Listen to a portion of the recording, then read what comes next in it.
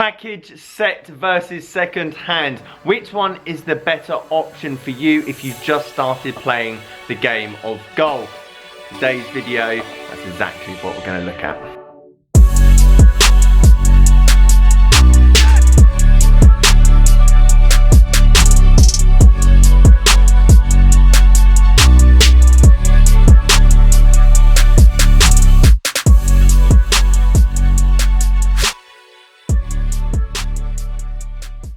Guys, how you doing? Welcome back to a brand new video. Simon down here at Burford Golf Lab. It is early, it is cold. I've got all my camera stuff yesterday, so my filming is behind. Sorry for the lack of uploads.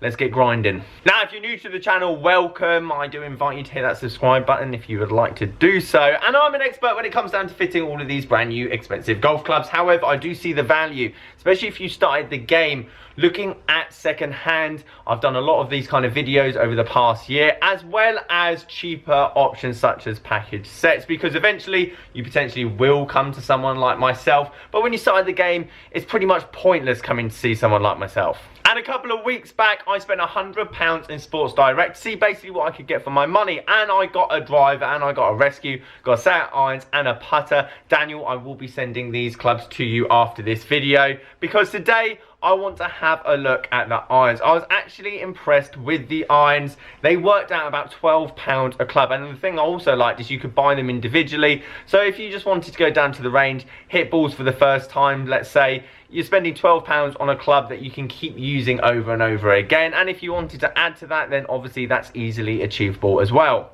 However, the question that I don't think anyone's ever answered is, if you want to spend £100 or £200 on a package set, should you go down the second-hand route, or do you go down the new package set route? So in today's test, I've got the Slazenger V300, which is basically our generic iron for every package set under £200 out there. Obviously, the more money you're spending on package sets, the better quality the clubs are going to be. So for example, Wilson staff, I think, do like package sets for like £400, £500.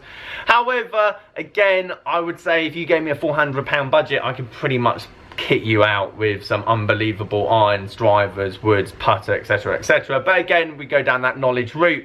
And when we go down that knowledge route, if you're not new to the channel, you know that I love to sing the praises of the Ping G series irons. I've got the Ping G20, 20 in my hand. But if you were to get the Ping G10, the G5, the G30, the G series, obviously the newer the G, the more expensive it's going to be. And even these, I think, for like 5 to pitching wedge or 5 to sand wedge, is still around about £200 for the set, which is quite expensive. Obviously a lot more, potentially double than these per club. However, there's a reason why these are more expensive, and you're going to be able to sell them for the same amount of money in a year's time once you've outgrown them as well, which is something to bear in mind. So yes, I probably got something a bit higher budget. I didn't have anything that was slightly cheaper to test. But at the same time, you're going to lose less money on these in the long run than you would on these. I wouldn't be able to sell these for £10, £12 or whatever I got it for. So I now go run through the pros list of the package set versus the second hand set before we give these both a hit side by side. So let's quickly run through both of those. If you think that I've missed any, please do leave some comments down below.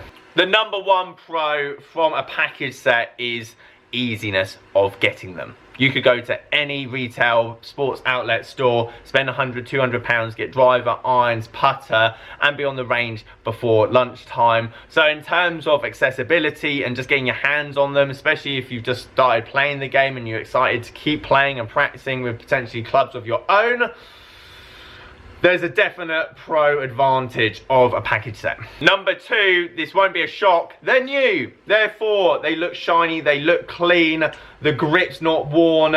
You're gonna have some kind of warranty as well, potentially on those clubs. Check when you're buying them. However, I would say, and this is a bit of a con when it comes down to package sets, they don't potentially hold their shininess and like grooves as well as a mainstream brand. That's why the premium brands are more expensive, because you're going to get a lot more out of them in the long run. However, if you're only using this set for 6 to 8 months, maybe a year, just to cut your teeth on, then it's not necessarily a bad thing. Number 3 for the package set is easy. You don't need to do your research, you don't need to do any thinking, and again, this potentially could be a con in the long run, because you're just going to buy something generic that's not anywhere going to be near to your standard and spec, which obviously we're going to touch up on in a minute.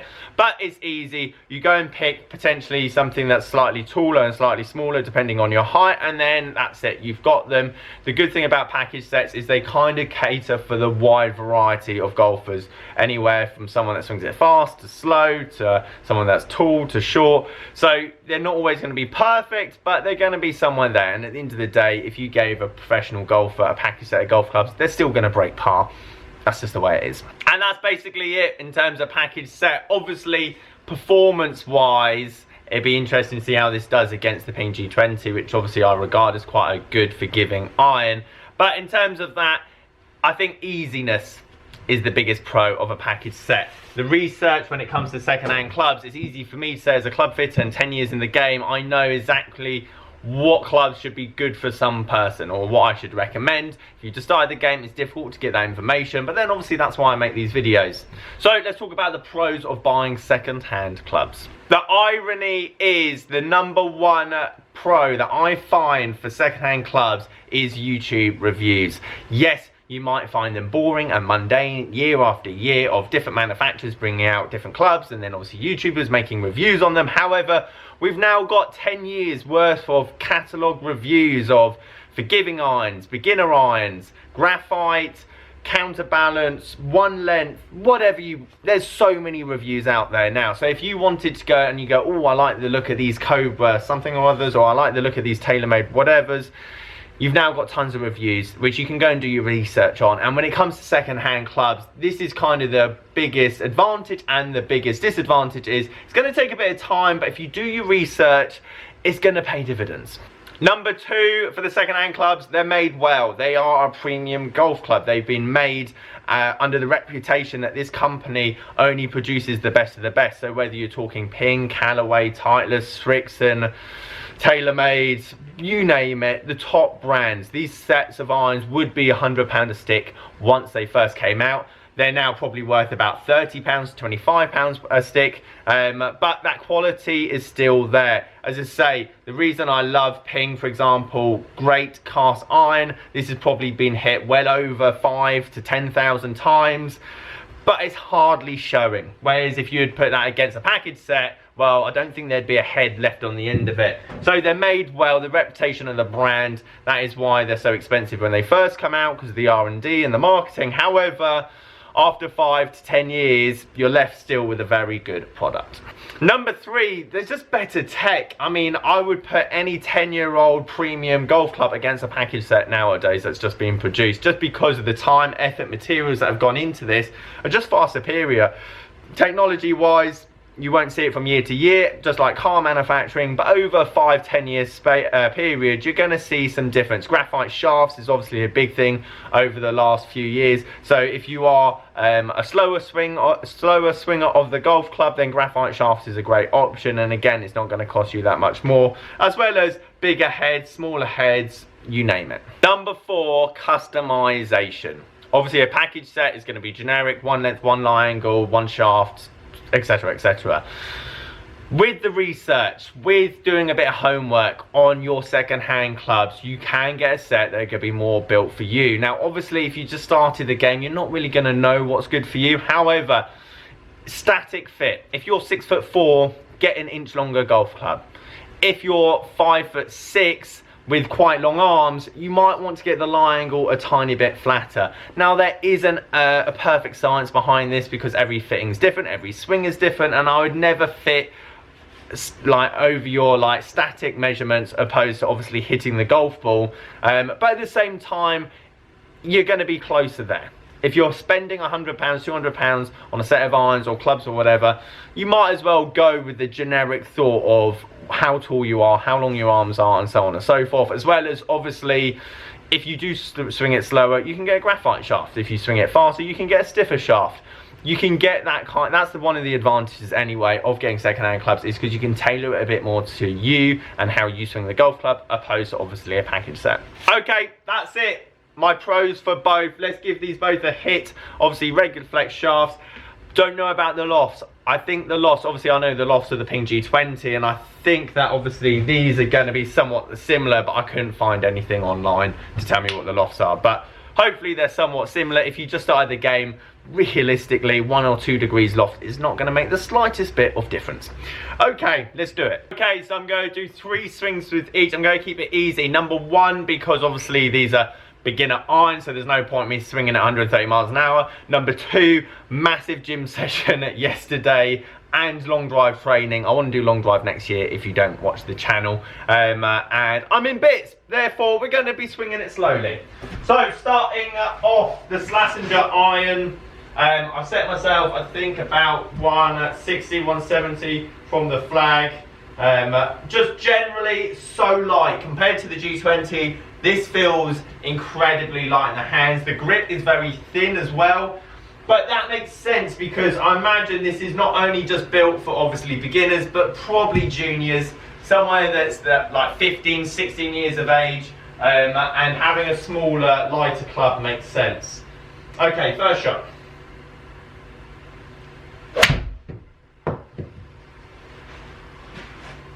Not bad. It feels great out the middle, as I say, for £12. This is what I bought this club for.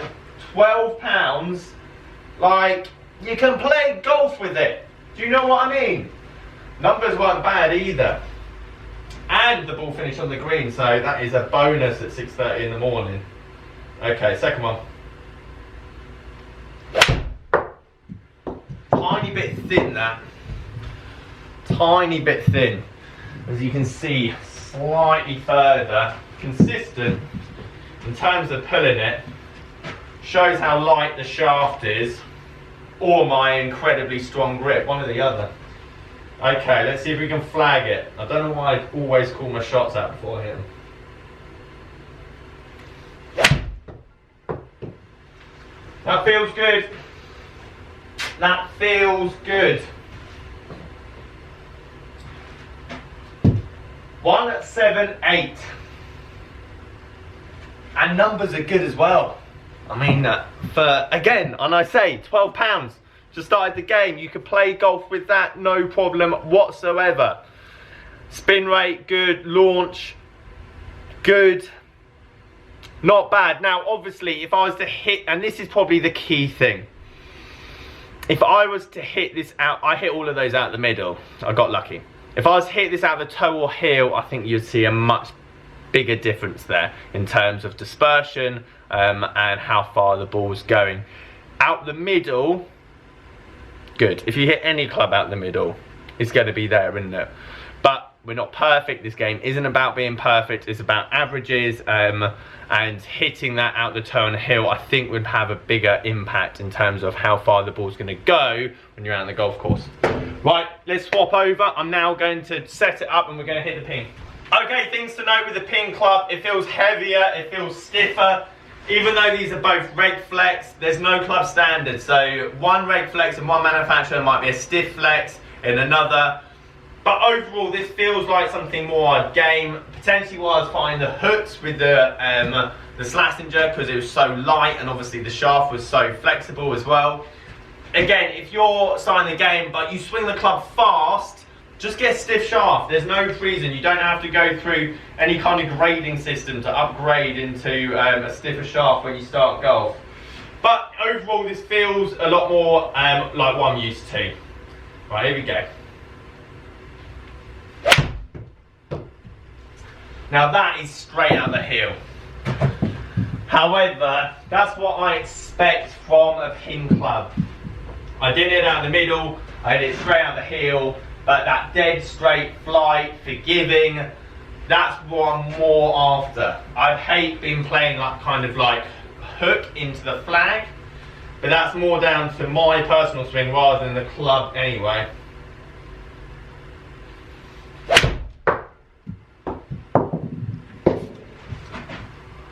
See you later.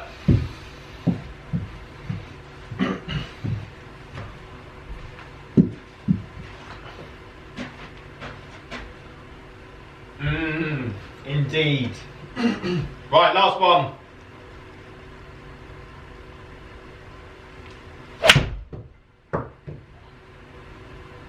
holds the finish.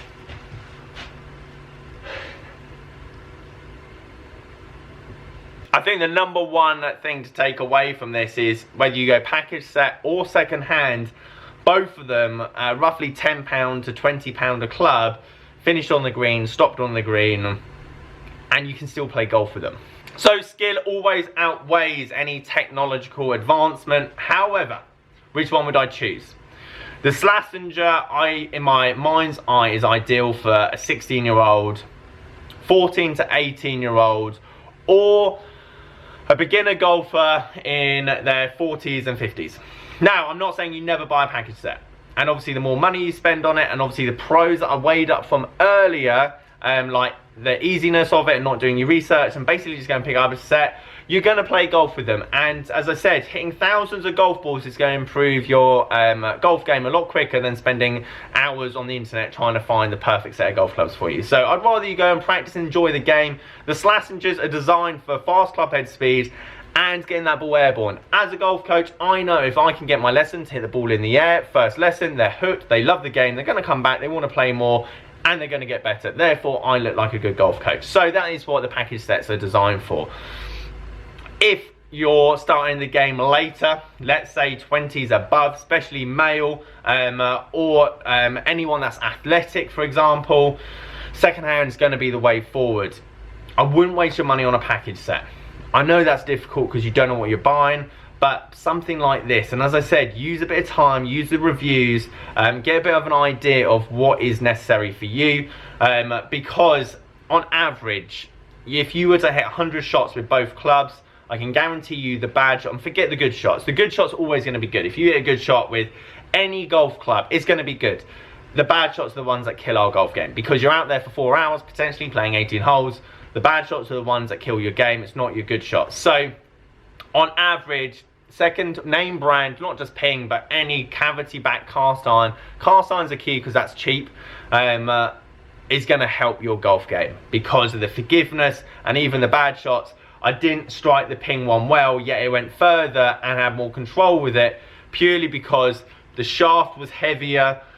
Again, the head is more forgiving just because of the materials that are put into the head. Obviously, more money is spent producing this than obviously the Slazenger. That's just the way it is. And then obviously, once you've practiced and played with all those golf clubs, and then you've put your time and effort in, getting custom fitted for a new set of irons that are custom built for you is like a privilege. It's a pride, it's a badge of honor. You go, you know what, I want a set that's now going to be getting me to where I want to be in 10, 15 years, whether it's a set of irons or a drive or anything like that. So guys, there you have it. There is my package set versus second hand. I think it's a must if you're just starting the game of golf to know the options out there and which one's going to be better. At the same time, practice is key. Just get something that you can practice with over and over again, and the more practice you get in, the better you're going to get, the more enjoyment you're going to get out of this game, and then potentially you can invest more into it as you go along. Guys, thank you ever so much for watching this video. As always, leave this video a like if you liked it, subscribe if you are new.